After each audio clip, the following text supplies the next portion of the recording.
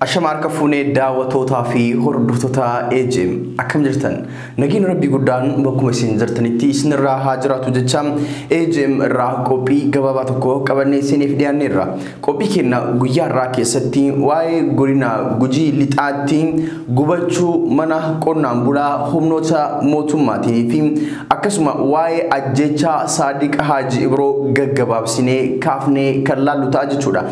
Keessumayyuu waa'ee ajjeechaa Saadiq Haji Ibroo irratti mormiin cimaan bifa ajaa'ibaatiin paartii Biltsiginnaa irratti kan dhohe ta'u paartii Biltsiginnaatiif ajjeechaan Saadiq Haji Ibroo kufaatii isaanii isa jalqabaa kan uummata irratti fincilchiisee akka ta'e ragaan nutti agarsiisaa jira. Egaan daawwattoota fi hordoftoota keenya qophii kana keessatti Mootummaan Jawaar Mohammad dhimma ajjeechaa Saadiq Haji Ibroo saaxiluu irratti Jawaar Mohammad doorsisuu isas gama Komishinii Poolisii Oromiyaatiin Jawaar Mohammad irratti himata bana jedheetiniin sodaachisa tokko hayyuu fi xiinxalaa siyaasaa obbo Jawaar Mohammad irratti sodaachisaa banuu akkasuma mootu waa'ee gubachuu mana qonnaan bulaa godina Gujii lixaatti raawwatame innis ka poolisoota Oromiyaatiin raawwatame waa tokko kaafnee ilaalla. Jawaar waa'ee ajjeechaa Saadiq Haji Ibrootii fi waa'ee gubachuu mana irratti maal jedhee akkasuma waan jedhu ilaalla. Akkasuma uummati Oromoo fedha ofiitiin Deeni liqaa Saadiq Haji Ibroo isaanirraa qabu galchaa jiraachuu waan nama gammachiisu kan isinitti himnu ta'a. Dhumarratti waa'ee ajjeechaa Saadiq Haji Ibrootiin walqabatee hayyuun kallachaa Birgiidar Jeneraal Kamaal Galchuu mootummaan maatii Saadiq Haji Ibroo mallaqaan sossobaa akka jiru dubbiin tuni akka callifamtu lafa kaaree meetira murtaa'ee fi qarshii kuma murtaa'eetiin guma Saadiq Haji Ibroo mootummaan kun awwaaluu akka barbaadu dhugaa nama kana haqa nama kana awwaaluu akka barbaadu Jeneraal Kamaal Galchuu saaxilanii jiru. Qabxiiwwan kanneen lamaan gaggabaabsinee gara keessan kan geessinu ta'a. Egaan daawwattootaa fi hordoftoota keenyaa kabajamoo tamsaasni keenya idilee guyyaa guyyaan AJM irraa isiniif darbu bifa salphaatiin akka isin bira ga'uuf warroonni karaa YouTube channel keenyaatiin hordoftan YouTube channel keenya subscribe godhadhaa jecha warri karaa Facebookaatiin hordoftan immoo page Facebook keenya like follow godhadhaa jecha haga AJM satellite ol guddatu kallatti bakka naannoo hordofaa jecha amma kallatti maan sekondii muraasa booda gama ajandaa keenya guyyaa irraatti dabarra.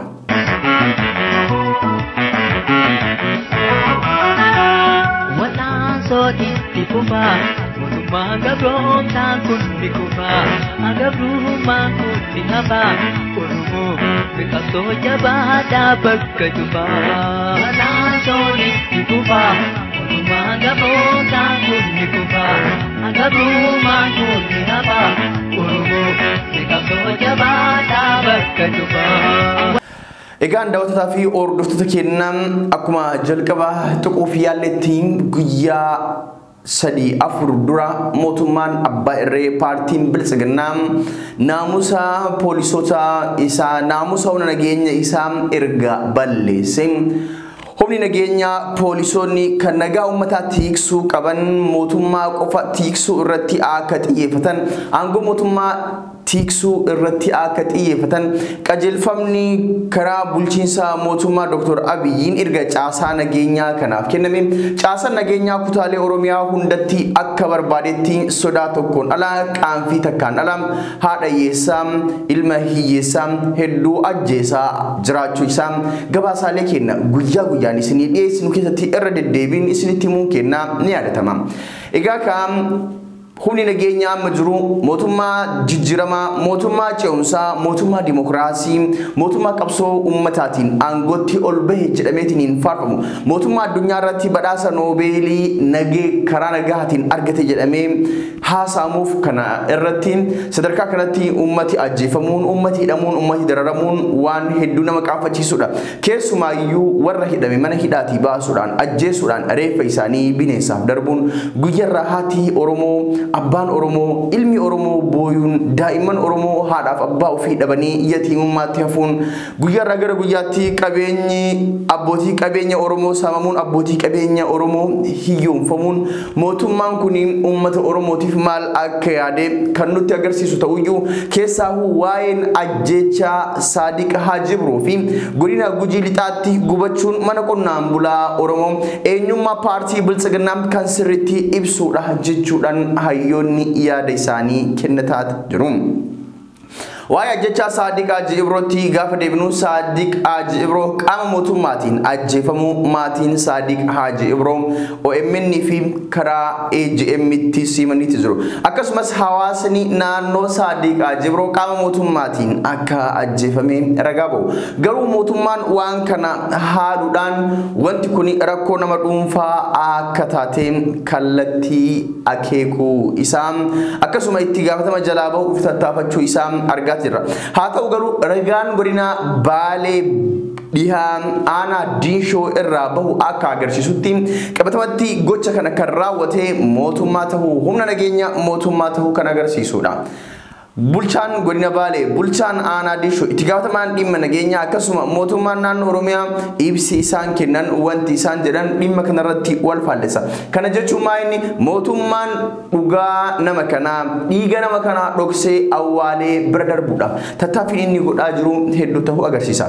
Hayyuun siyaasaa fi xiinxalaan siyaasaa fi daayirektarii olaanaan Oromiyaa miidiyaa neetwork duraanii obbo Jawaar Muhammad waan kana jala bu'uudhaan suduudhaan dhiigni qeerroo Saadiq Haaji Ibroo akka bahu ragaawwan hawaasa keessaa argatu kan qorannaan mirkanaa'ee hordoftoota isaatiif dhiyeessaa turuunis ni yaadatama. Garuu mootummaan Jawaar Muhammad icciitii kennu jalaa baafte jechuudhaan Jawaar Muhammad doorsisutti gadi ta'an.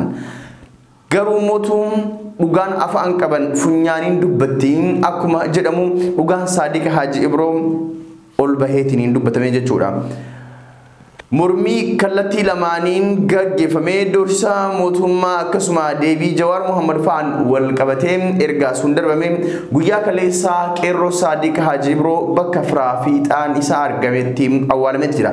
Sirna awwaalcha isaa kanarratti hiriyoonni isaa qeerroon akka hin argamne mootummaan danqaa guddaa godhuuf yaaduyyuu qeerroon waan kana diiguudhaan humna fayyadamuudhaan tooftaa qabsoo isaa fayyadamuudhaan obboleessa isaa Saadiq Haaji Ibroo guyyaa kaleessaa godina Baalee aanaa Diinshootti awwaalatee jira. Gosti Saadiq Haaji Ibroos Abbakarri gumaa lallabatee jira jechuudha. Abbakarri nama ilma isaa irraa ajjeese bakka gosoonni asii gosoonni sikkoo mandoo 11 ol argamanitti bakka gosoonni sikkoo mandoo 11 ol argamanii itti bahanitti Arsii bal'aa keessatti Oromoo bal'aa keessatti sirna gumaa lallabachuu danda'ee jira jechuudha. كوني فرد أمرمته سر نفسه فرد أمرمته ولت بريتني مرمته إلمي كوني بخرة بتشافي مرمته كمان دو أم إفاو خنا في مرمته تي جمرة مرمته دوتي تيا بد مرمته غلبة ود أبي نفسه غريبة أبي في مرمته كنا جرانو يا تاجر مرمته دو مرتنو كم دو خليل لا ولا ترأت اللي كيور كله كم أمه في مرمته أما تمري أتامرمت قدام مري أتامرمت وهم سبتش أبي في مرمته sirna isan nama qajeelchaa muramte horii qopheeffattaa muramte fi'ama qopheeffattaa muramte itti na ajjeese jettaa muramte kan itti mari'atteeti mi'a isaa itti qopheeffattaa muramte kennee dubbadha. Geettuu kennanii geessanii kennanii konnaatu naa jedhaan abbaan kiyyaan muramee jiraani meeshaan bakka ofii qaba galawarachi gosa lallabtaa jirta gosa kama si qixxeeffata dheedhuma lallaba si qixxeeffata maraa si addaan baafata gosti lallabii qaqqabdallee maal akka ta'u murtichaa baay'achatu jedha kana maraa meeshaa kee qopheeffadhuuti awwaala si awwaala horii awwaala hin qopheeffatta seeraan si awwaala bakkoo gadaatiin si awwaala bakkoo ambaatti si awwaala abbaatti lallabduuf lallaba kee bakka dhaqabu dhaqeeffatu qopheeffadhuuti itti nama jedhan gara qabrii.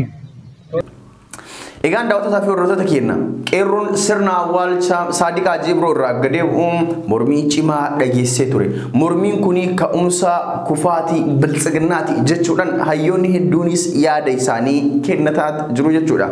Qeerroon aanaa diinshoo gosoota naannoo san jiran magaalota naannoo san jiran irraa walitti qabaman kallattiidhaan bahuudhaan daawun biltsiginnaan diina uummata Oromoo jechuudhaan paartii badhaadhinaa kan of jedhu kan yeroo ammaa mootummaa hogganu irratti argamu. Namni paartiin kuni diina uummata Oromoo ta'uu hoggansi isaa diina uummata Oromoo ta'uu farra ilmaan Oromoo ta'uu paartii uummata Oromoo ajjeesu ta'uu paartii uummata Oromoo dadhabsiisuudhaaf hojjetu ta'uu saaxilaniiti jiru. Hiriiricha irratti humnoonni nageenya ajjechaan Saadiq Haji Ibroo isaan hanqatee qeerroo hiriira kanarratti argamanis reebuun tumaniitiniin yakka garagaraa kan silaa nama hiriira nagaa boorratti raawwatamne irratti raawwataniit jiru jechuudha. Hiriirichi haa ta'uyyuu milkiidhaan goolabamee hiriira kanarratti injifannoon guddaan galmeeffamee ka'umsi fincila xumuraa paartii biltsiginnaa dhoohee yeroo ammaa kana fincilichi guutuu Oromiyaatti babal'atuudhaaf qeerroon kutaalee Oromiyaa hundarraa marii guddaa irraa akka jiru ragaaleen qeerroo Oromiyaa irraa arganne ni mul'isa jechuudha. Saadiq Haji Ibroo nama dalagatu nama ifaajatu nama maatii ofii jijjiiruudhaaf hojjetu nama biyya isaa jijjiiruudhaaf hojjetu jechuudha. Namni adeemsa jireenya hawaasummaa keessatti mallaqa waliif kennaa walirraa fudhata waliif liqeessa waliif deebisaa jechuudha. Saadiq Haji Ibroos mallaqa guddaa namoota garagaraa irraa namoota hedduurraa akka qabutu himamaa jira.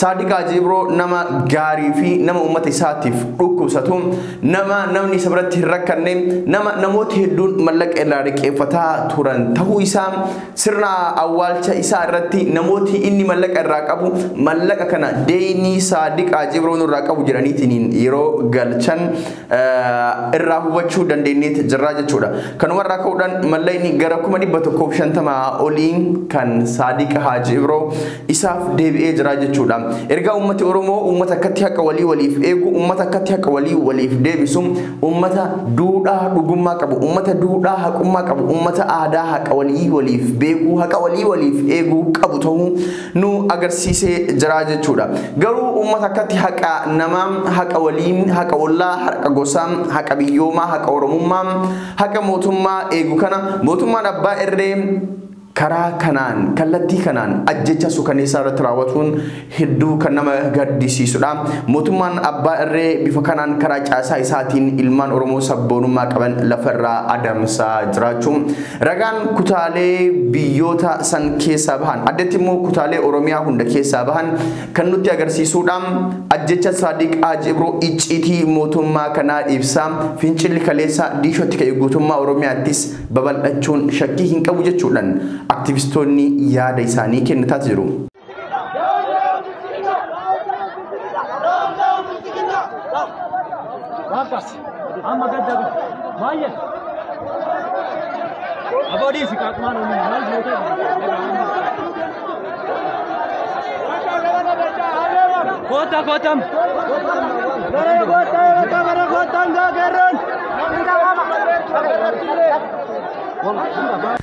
Dhimma Saadiq Haji Ibroo kanaan wal qabatee Jawar Muhammad akkuma mootummaan isaa sodaachise Jawar Muhammad mootuu deebisee mootummaa akeekkachiisuu danda'ee jira jechuudha.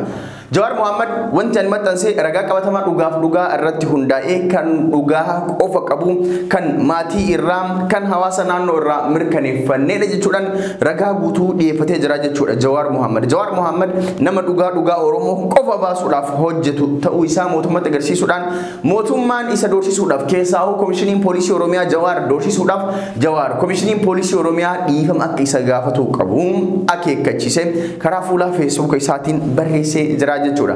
Erga kan mootummaan walumaa galatti erga sirni awwaalaas godhamee gumaanis lallabamee akka hayti nama kanaa ifa hin baane akka namooti Saadiq Haji Ibroo ajjeesan seeratti hin dhiyaanne murtee isaanii malu yakka dalaganiif akka hin arganne mootummaan maatii Saadiq Haji Ibroo sossobataa jiraachuun Brigadier General Kamal Galchuu Hayyuudureen paartii biyyoolessaa Oromiyaa saaxilanii jiru. Sikanas ganama kana barreeffama karaa fuula Facebook isaaniitiin barreessaniin saaxilan.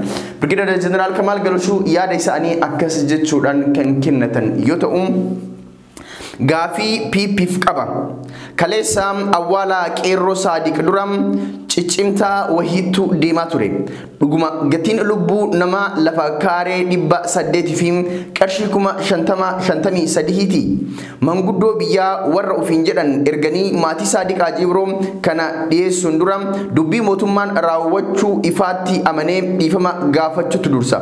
Warra lubbuu qeerroo kana galaafatee fuula maatii fi uummata gocha kanaan miidhamee duratti murtii seeraa madaalawaa kennuu qaba. Shakkamtoota maqaa seeraa jala oolchine jechuun fuudhanii baqachiisaa maatii horii fi lafaan sossobuuf yaaluun yakka wal fakkaatu raawwata. Uummatni mirga isaa horiin waan jijjiiru fakkeessuun tuffii guddaadhaan humnaan aangoo qabatanii itti fufuuf jecha gara jabeenya mul'isaa jirtan sodaa osoo hin taane jibba xiiqii fi murannoo nu dabala. Ajaja poolisii Oromiyaa kennitan jijjiiruun akka bobbaa uummataa gooluu fi nama ajjeesuu dhaabdan isiniif dhaabna jechuudhaan hoogganaan paartii biyyoolessaa Oromiyaa Brigadier General Kamal Galchuu mootummaadhaaf akeekkachiisaa kennaniiti jiru. Egaan daawwattoota fi hordoftoota keenya itti aansuudhaan immoo waa'ee PPT. PP'n bal'inaan kutaalee Oromiyaa keessatti yakka guddaa dalagaa jira. Icciitii guyyaa kaleessaa xiinxalaan siyaasaa fi daayiriktarri olaanaan Oromiyaa miidiyaa neetwork obbo Jawaar Mohaammed saaxile yoo ilaalle guyyaa adiidhaan qaamni mootummaa mana qonnaan bulaa gubuu jechuun baay'ee waan nama qaanessuudha. Dhugaa dubbachuudhaaf poolisoonni mana qonnaan bulaa guban kuni hedduun isaanii ilmaan qonnaan bulaati, ilmaan hiyyeessaati. Namni qonnaan bulaa irra dhalate, namni hiyyeessa irra dhalate nageenya paartii tokko tursiisuudhaaf mootummaa tokko seeraan ala humnaan aangoora tursiisuudhaaf akkamitti mana abbaa isaa, mana haadha isaa guba. Qonnaan bulaan Oromoo hundi abbaa kenna. Manni qonnaan bulaa Oromoo hundi mana kenna. Qeerroon akkasitti yaada, Oromoon akkasitti yaada. Garuu PP'n sadarkaa kanatti qajeelfama jallaa poolisoota Oromiyaatiif kennuudhaan nama ilaalcha yaada isaanii irraa adda tahee qabu adamsanii balleessaa jiran, adamsanii ajjeesaa jiran, mirga dimokiraasii, mirga namummaa isaa jalaa sarbaa jiranii jechuudha. Dhimma kanarratti yaadota hedduu ka'a. Amnesty International yeroo darbe gabaasa dhiyeesse. Gabaasan keessatti qabxiin tokko humnooti nageenya mootummaa mana qonnaan bulaa Oromoo gubuudhaan keessa godina Gujii Lixaatiif Wallaggaatti erga gubanii ka'anii irratti dhiichisan kan jedhu ture. Mootummaan waan kana waakkate ture. Garuu viidiyoon guyyaa kaleessaa bahee icciitii mootummaa kan mootummaan waan kana waakkate kan jalaa saaxile ture jechuudha. Hayni uummataa afaan qaban funyaaniin dubbata akkuma jedhan san dabni mootummaan kun uummata Oromooti fi uummattoota biyya sanii irratti raawwatu guyyaa gara guyyaatti saaxilamaa kan deemu ta'a jechuudhaan aktivistoonni fi hooggantoonni paartilee siyaasaa dubbatanii jiru jechuudha. Jawaar Mohaammed waa'ee poolisoota Oromiyaa mana gubanii waa'ee mootummaa kanaas irrattis dhaamsa guddaa mootummaa fi poolisoota Oromiyaatiif dabarsee jira jechuudha. Jawaar Mohaammed gubachuu mana qonnaan bulaa godina Gujii Lixaatti wal qabsiisee barreeffama inni barreesse tokkotu jira. Jawaar Mohaammadis akkas jechuudhaan viidiyoo sana yeroo saaxilu maxxansee jechuudha. Egaa gabaasa Amnesty keessatti tokko loltoonni mootummaa mana uummataa gubuun kan jedhudha. Dhuguma gabaasa kana waakkachaa ture mootummaan. Uummanni ammoo ragaa qabatamaa maxxansaa ture. Kunoo ragaa qabatamaa viidiyoo loltoonni ofumaa kaasanii turanirraa mul'ata. Waan hedduu nama qaanessu dhageessu harqoonni qonnaatu bahuu hin qabu haa gubatu yoo jedhan dhagayama. Naan yaadadha. Yeroo abbootiin gadaa waliin gara kibbaa deemne san manni uummataa gubataa akka jiru komii dhageenyee turre. Bulchaan godinichaa Abarraa Bunoo ilmoo fi maqaa dhahee kakatee waakkate. waan dhageenyisan qondaalota naannoo federaalaaf gabaafnee turre. Mee rabbii isin uume sodaadha. Qaamni mootummaa ofiin jedhu mana jijjigaa hiyyeessaa akkana gubuun maal jedhama? Maal abboo hedduun keenya ilmaanuma hiyyeessaa manneen akkanaa kana keessatti guddanne miti. Qonnaan bulaan tokko manatti tana jaarrachuuf xaarii inni keessa darbu hin beeknu. Namni meeqaa akka keessa galu hin beeknu. Maal gara jabinni akkanaa jechuudhaan hayyuun siyaasaa fi daayirektarri olaanaan Oromiyaa Miidiyaa Neetwork duraanii obbo Jawaar Mohaammed haasawa onnee nama tuqu kana ummataaf dabarsee jira jechuudha. Kana qofaa miti. Jawaar yakka mootummaan kun ummata irratti raawwataa jiru poolisoonni Oromiyaaf akka bira hin dhaabbanne namni Oromoo ta'e akka hin deeggarre ergaa jabaa poolisootaaf Jawaar dabarsee jira. Ergaan Jawaaris akkas kan jedhudha. Ajajoonni fi miseensonni poolisii Oromiyaa gubbaa hamma gadii jirtan waan godhamaa jiru kanarratti ofiis walis gaafadha. Dhugumatti wanti ta'aa jiru seera lafaa dhiisii waaqa birattuu fudhatama ni qaba. Mana qonnaan bulaa gubuun ijoollee qansiraa jiraattu ajjeesanii haadha boochisuun immoo bosonatti galeef haadhaaf abbaa umuriin 80 galaafachuun dhuguma olaantummaa seeraa eegsisuudha. Mee uummata Oromoo bal'aa dhiisa maatiin keessanuu kan isinirraa eega. Mee of bira dabra haadhaaf abbaa obbolaa fi ilmaan keessan gaafadhaa jechuudhaan hayyuun siyaasaa obbo Jawaar Mohaammed poolisoota Oromiyaatiif ergaa garaa nama nyaatu akka maatii isaanii keessa deebi'anii waan kana laalaan gaafatee jira jechuudha. Egaan daawwattoota fi hordoftoota keenya yakki mootummaan Dr. Abiyin hoogganamu uummata Oromoo irratti dalagaa jiru kan bara wayyaaneyyuu akka caalu inumaayyuu kan bara dargiitiin akka wal fakkaatu obbo Jawaar Mohaammed haasawa isaa keessatti yeroo garaagaraa kaasee dubbatee jira. Namoota hedduun waan kana maqballeessitti fudhatanii ilaalanuyyuu haasofni Jawaar dubbatee dhugaa ta'uu isaa guyyaa gara guyyaatti mul'ataa jira. Egaan daawwattootaa fi hordoftoota keenya daba mootummaan abbaa irree uummata Oromoo irratti hojjetaa jiru akkuma bartaniif sagantaa kana isiniif dhiyeessine. Daba mootummaan kun uummata Oromoo irratti dalagu eejee ganamaa galgala faana bu'ee kan saaxilu ta'a jechuudha. Egaan daawwattootaa fi hordoftoota keenya sagantaan keenya guyyaa irraa kanumaan gulama. Sagantaa keenya birootiin yeroo biraa hanga walitti deebinutti nagaan nuuf tura.